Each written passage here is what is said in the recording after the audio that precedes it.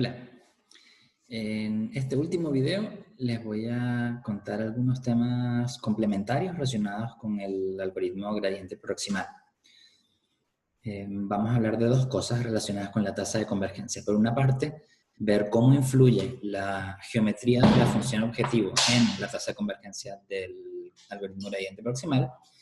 Y en segundo lugar, vamos a ver en el análisis del peor caso, cómo se puede acelerar el algoritmo de tener una convergencia un poco más rápida. Entonces, en primer lugar, vamos a hablar de las tasas de convergencia para el algoritmo gradiente proximal, dependiendo de ciertos aspectos geométricos de la función que les voy a explicitar en un momento.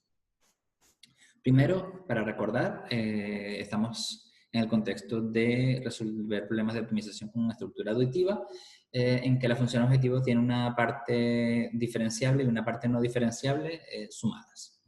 Vimos algunos ejemplos de funciones de este estilo, y para eso usamos el algoritmo gradiente proximal, que se puede escribir de esta manera que está acá: xk más 1 menos xk más lambda por la suma de los gradientes y subdiferenciales en los puntos adecuados con tilde al cielo.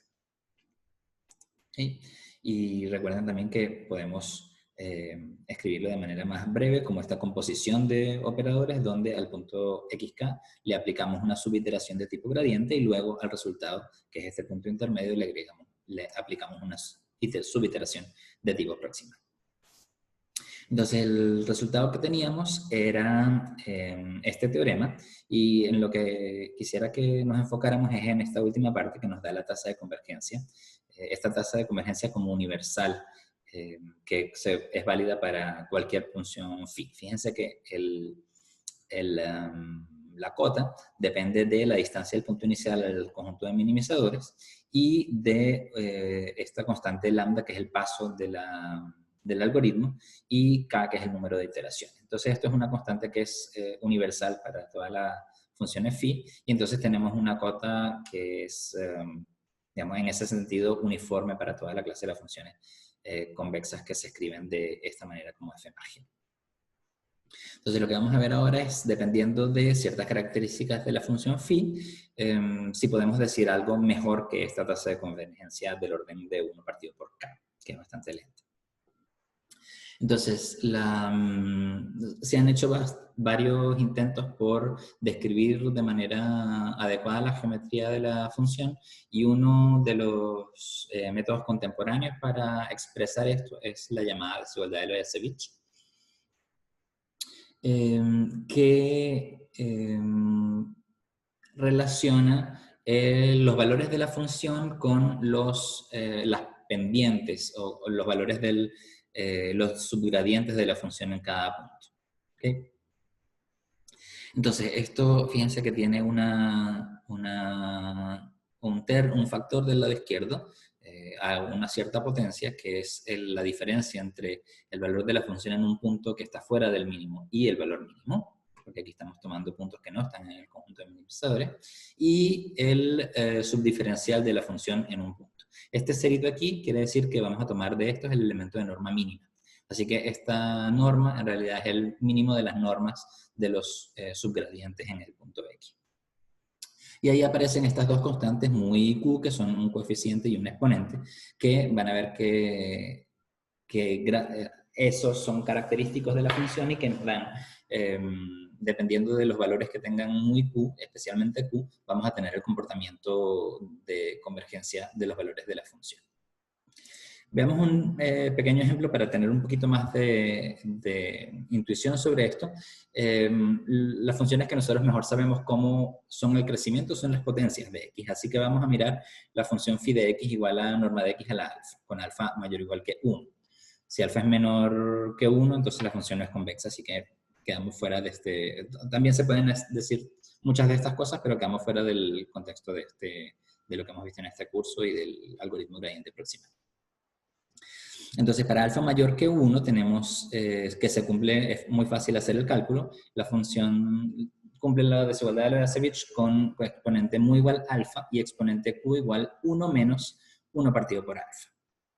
Entonces, veamos un par de ejemplos que son importantes. Es cuando alfa vale 1, que es la función, que es como el valor absoluto, pero visto en el espacio correspondiente. Piense que es una función que es como puntuda en el minimizador.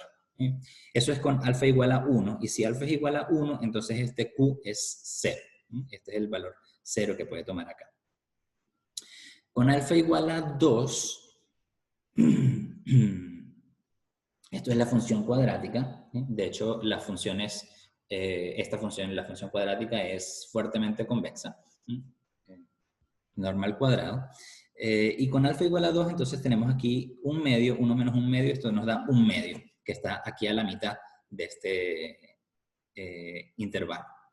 Y cuando alfa tiende a infinito, esto va a tender a 0, y así que el exponente en Loyasevic va a tender a 1, pero sin llegar hasta 1. Así que por eso ahí vamos a analizar todos estos casos con Q desde 0 incluido hasta el 1 sin incluir. ¿Ok? Y vamos a ver que dependiendo de si el Q es 0 o está entre 0 y un medio, o es un medio o está entre un medio y 1, vamos a ver diferentes tipos de comportamiento para la sucesión de los valores de la función. Y un segundo ejemplo es el caso de las funciones fuertemente convexas, en particular esto con alfa igual a 2, pero en general todas las funciones fuertemente convexas satisfacen la desigualdad de Loyasevic con exponente Q igual un medio, al igual que pasaba con esto. Sería raro si no fuese así. Entonces, ahí para la demostración, la estrategia pasa primero por ver, en el caso de las funciones de Loyasevic, que en las funciones que cumplen la desigualdad de Loyasevic, analizar esta diferencia que llamamos θn, que es la diferencia entre el valor de la phi en el punto xn y en el mínimo. Entonces, utilizando la desigualdad de Loyasevic y usando más o menos las mismas herramientas que usamos en la demostración del teorema de convergencia, llegamos a esta relación entre los θn y θn más 1. Esto les voy a dejar como ejercicio que lo miren, porque les va a ser útil para entender algunas cosas, o sea, entender bien la demostración del teorema de convergencia. Y entonces, en el caso de tener la desigualdad de Loyasevic, con este mu y este q, vamos a tener esta desigualdad donde el coeficiente que aparece aquí, eta, depende de mu y de lambda y de la constante de elipsis del gradiente de GL. Y el exponente aparece aquí con este q que está en esta parte. Bien, este es un lema técnico, la demostración no es difícil, pero hay que hacer ciertos acotamientos usando la convexidad y la desigualdad de Loyasevic, no es complicado. Ahora, lo que se deduce de esto, usando esta desigualdad para cada uno de los casos cuando tenemos el Q en 0, 1, 0, 1 medio, etc., es esta especie de clasificación de las funciones en términos de su exponente de Loyasevic y su velocidad de convergencia. Entonces, en el caso de Q igual 0, recuerden que eso correspondía al caso del valor absoluto, esa función que es puntuda. Teníamos que existe un punto en el conjunto de minimizadores tal que xn es exactamente p para todo n mayor o igual que cierto umbral. Es decir, el algoritmo converge en una cantidad finita de etapas. Entonces, eso es más o menos esperable, porque si tenemos una función que tiene siempre bastante pendiente, cualquier cosa que dependa del gradiente nos va a tirar bastante hacia abajo, como vamos a ir avanzando como uniformemente de cierta forma. Y un poco por propiedad arquimediana vamos a llegar hasta, en realidad es una manifestación de la propiedad arquimediana, vamos a llegar al mínimo de la función en una cantidad finita de etapas. Entonces, antes de este voy a ir al 3, que es el caso cuando Q vale un medio. Cuando Q vale un medio, estamos en el contexto de, es como lo mismo que pasa para funciones fuertemente convexas. Ese es el ejemplo canónico de las funciones que tienen exponente Q igual a un medio. Y en ese caso, entonces, los valores de la función van a decrecer como una constante, que es el valor inicial, dividido por una cantidad mayor que 1, esto es importante, elevado a la potencia n. Es decir, vamos a tener lo que se conoce como convergencia culineal. Esto es una exponencial de menos n, por una constante. Entonces tenemos, en el caso q igual 0, convergencia en una cantidad finita de etapas, de pasos. En el caso q igual 1/2 tenemos convergencia culineal, es decir, como una exponencial, muchísimo más rápido que el 1 partido por k que predecía el algoritmo en el teorema de convergencia en el peor caso. Y luego tenemos casos intermedios. Tenemos este, que es lo que se conoce como convergencia superlineal, que se da para todos los Q que están entre 0 y 1/2, que no son tan buenos como tiempo finito, pero son mejores que la convergencia lineal. Esto lo que quiere decir es que para cada epsilon existe un índice a partir del cual el valor de la diferencia entre la función y el mínimo es menor o igual que epsilon a esta potencia de n. Entonces fíjense que si Q está entre 0 y 1/2, esto 2Q está entre 0 y 1, así que bueno, tenemos esta cantidad que como está entre 0 y 1, es como si lo pasáramos al numerador y aquí tendríamos algo que tiende a infinito. Así que sería un epsilon a la potencia que tiende a infinito, y si el epsilon es chico, menor que 0,1, eso es muy rápido. Y el caso menos bueno, que es a partir de 1/2, entre 1/2 y 1, fíjense que esto corresponde a, les decía de la función x a la potencia alfa, esto corresponde a cuando el exponente es mayor que 2. Y esas funciones, fíjense que en exponente 1 tenemos una cosa así, en exponente 2 tenemos una cosa como más curva, y con los exponentes mayores la función se va poniendo como más plana, en torno al 0, ¿verdad? Después crece mucho, pero en torno al 0 es bien planita. Entonces, en esta parte, ¿qué es lo que pasa? Que el gradiente, ahí el gráfico es casi horizontal. Entonces, el gradiente, si lo piensan en R2, el gradiente va a tener, o sea, en R, y el dibujo en R2, el gradiente va a tener pendiente, o sea, la pendiente va a ser prácticamente 0. Entonces, las iteraciones se van a mover poquito porque el valor del gradiente es chico.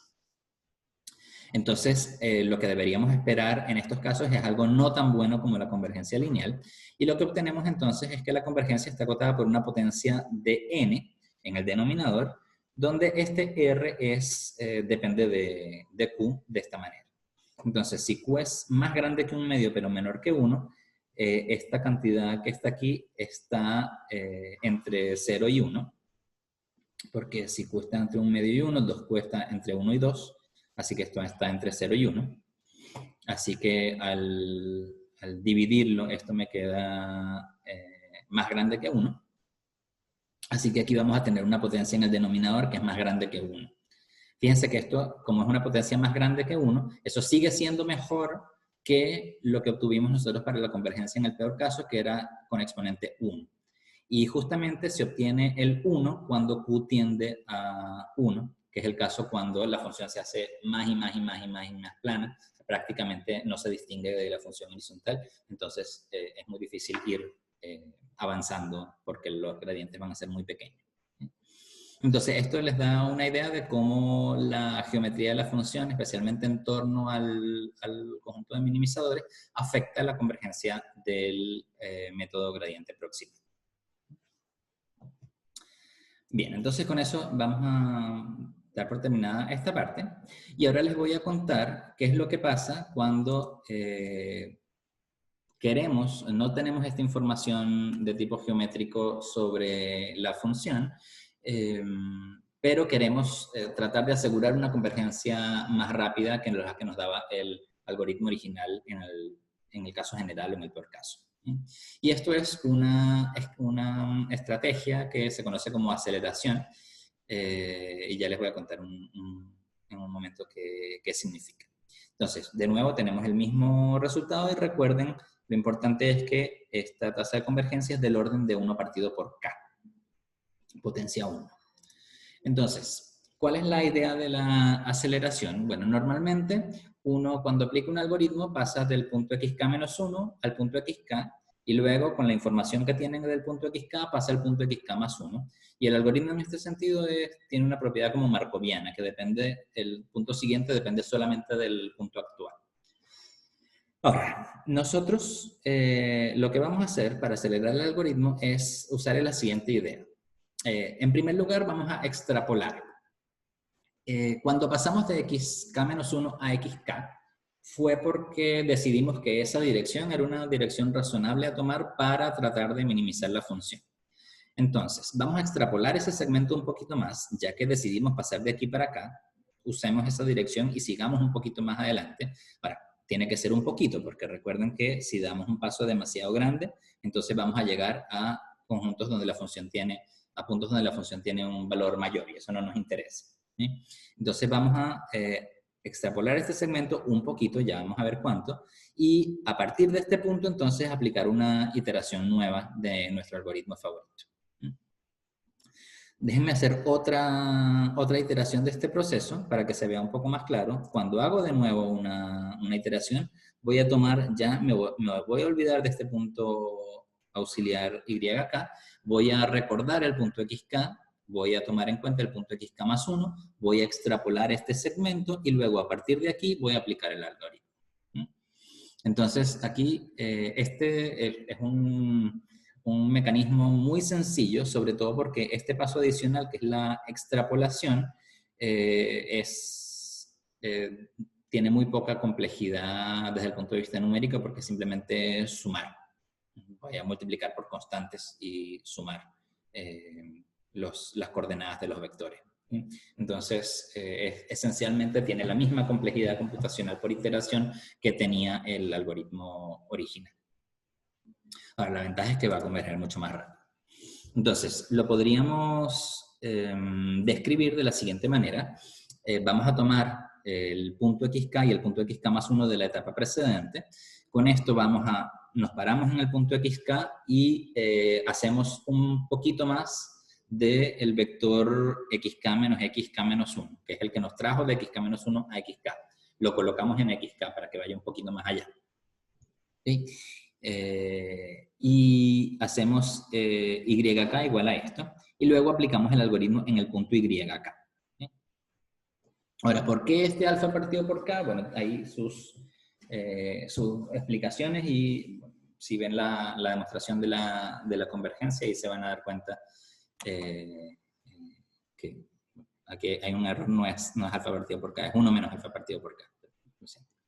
Pero tiene que tener un cierto valor específico para que funcione la aceleración, no puede ser cualquier cosa.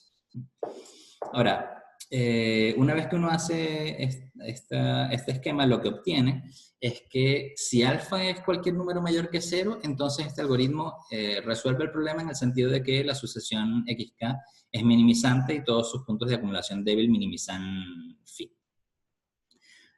Aquí con alfa tan pequeño no podemos garantizar todavía la convergencia del algoritmo de la iteración XK. Pero de todas maneras sabemos bastante que es que los puntos de acumulación débil son minimizados. Lo que nos falta es esa propiedad de estabilización que aparecía en el resultado sobre el cual nos basamos para formular la estrategia de demostración del teorema de convergencia. Ahora, esto es si alfa es mayor que 0.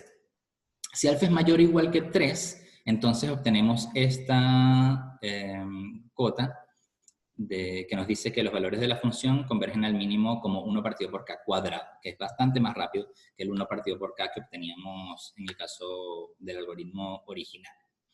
Ahora, me preguntarán qué pasa entre 0 y 3. Bueno, lo que pasa entre 0 y 3 es que vamos a ir de nada a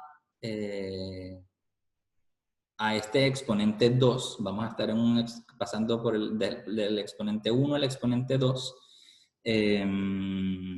Pero entonces, por supuesto que no vamos a tener una velocidad tan alta. La velocidad tan alta la vamos a tener justamente cuando estemos de alfa mayor o igual que 3, que vamos a obtener 2. Después de esto, hacer crecer el alfa ayuda en algunos casos y en otros no. Y de hecho, escoger el alfa adecuado es también un problema de investigación actual.